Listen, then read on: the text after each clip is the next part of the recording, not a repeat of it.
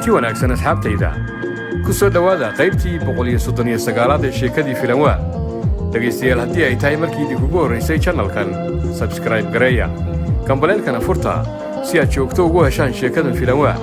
like saara sina sheer gareeya si asxaabtiinuna ay idinla wadaagaan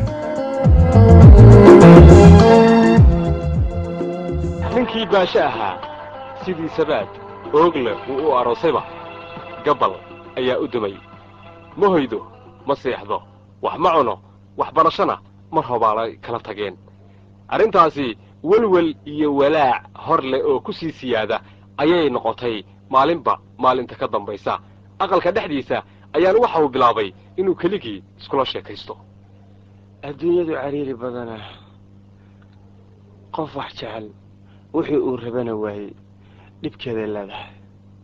wax walbaaba waxay ku fiicnaan lahaayeen wadiiqo wanaagsan in lagu daandihiyo mid baan ka bartay hablaha soomaaliyeed oo dhan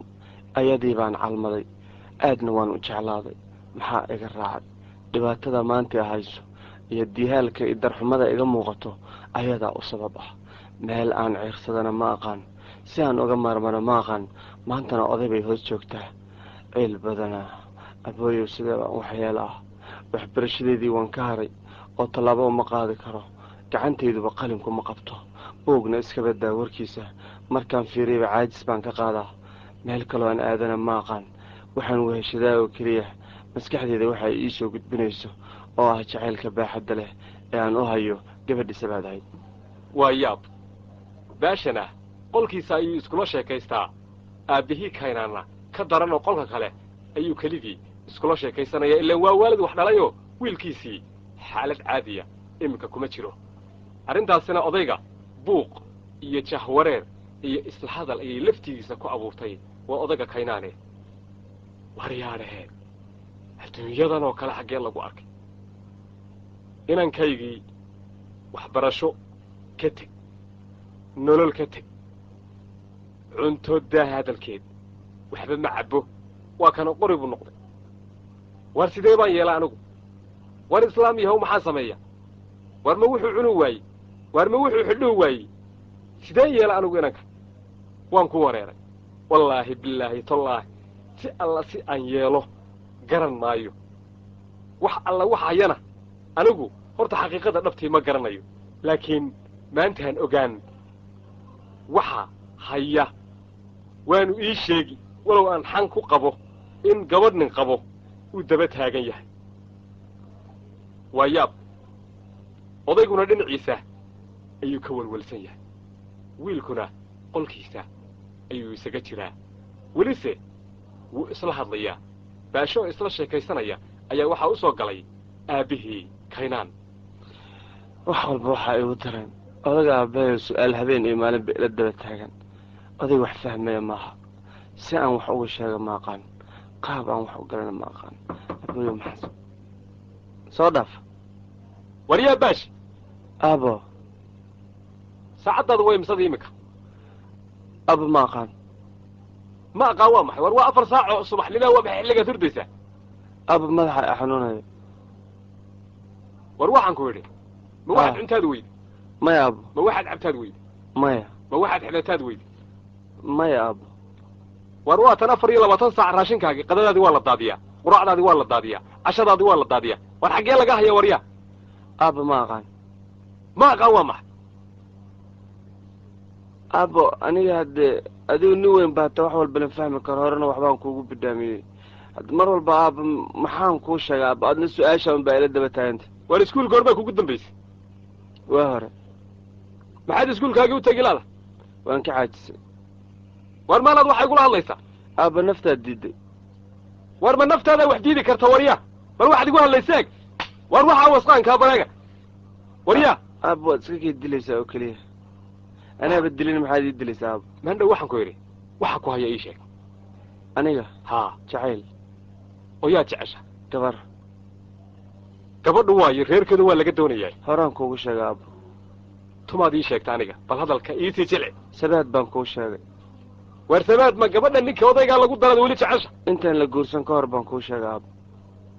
war ma gabadha ninka la siiyey iminka guriga u joogta ayaad weli daba taagan tahay aabba askari baa taa waxaad og tahayna male ka war war manaad saa ila hadlaysa waa kuu sheegaya aabba iga dhegayso gabadhan sabaada oday aysan rabin jacaylna aysan hayn ayaa lagu qasbay aabbo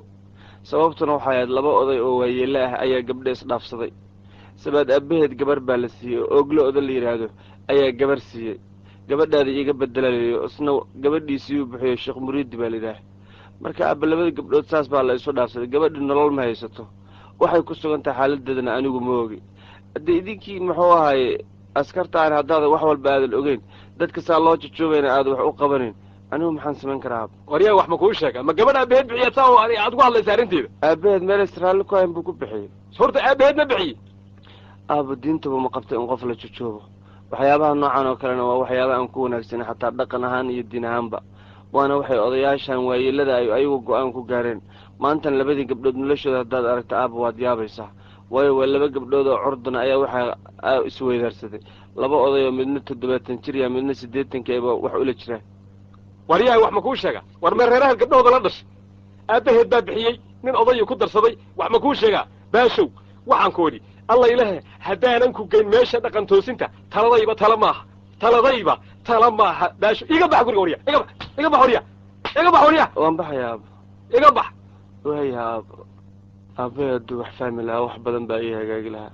laakiin wuxuu fahmayaa haba yaraata ma jirto anigu hadda jismi ahaan sibaad ma rabo laakiin nafta bay xaggeeda usii cararayso maxaan sameeyaa odagaasanan haatan gurigiisa aan wax dhibaataa ka geystana ma rabo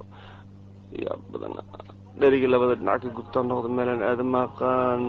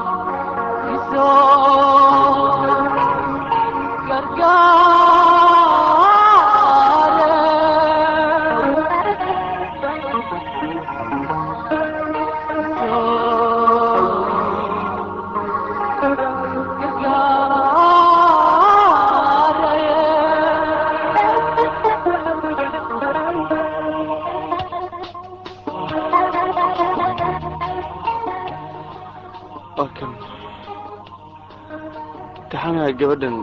iyo anigana dhex maray ma aan mid la iloobi karo haddaan ayadii ka hari lahaa waan wax walba samayn lahaa naftiisaan u qanciyo aqoon waaye ninkii isaga ahaa jinka ahaa laftiisa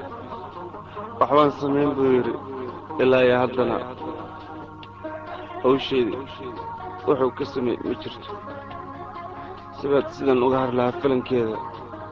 waa inaan go-aan adag waa inaan ka gaaro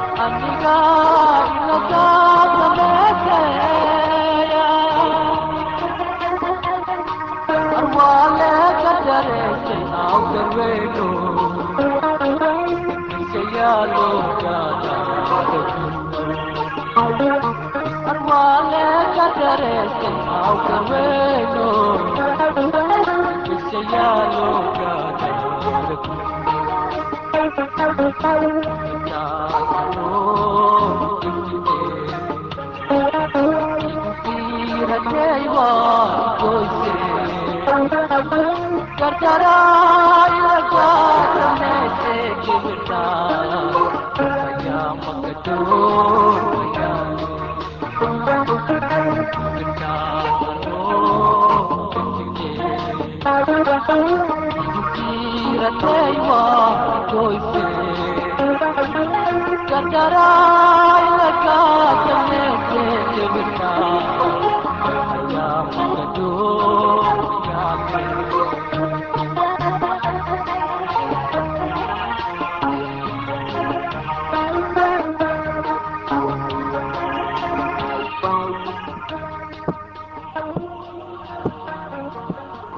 kiyaa soo yeeray socodkiisa baashi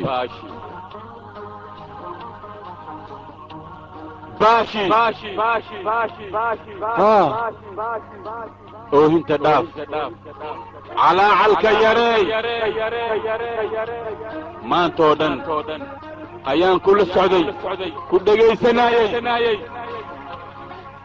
nasiibkaaga hadduu fiican yahay oo aad calaf ku leedahay sabaad waa guursanaysaa aniga waan kula joogaa meel waliba aabbahaaga markuu ku garaacayay xanaaq intuu iga batay waxaan isku dayey inaan dharbaaxo ku dhufto misna dib ayaan u xishooday baashiyow ilaah baa kula jira anigaa kula jira waxba calaacalka ha iska dhammayn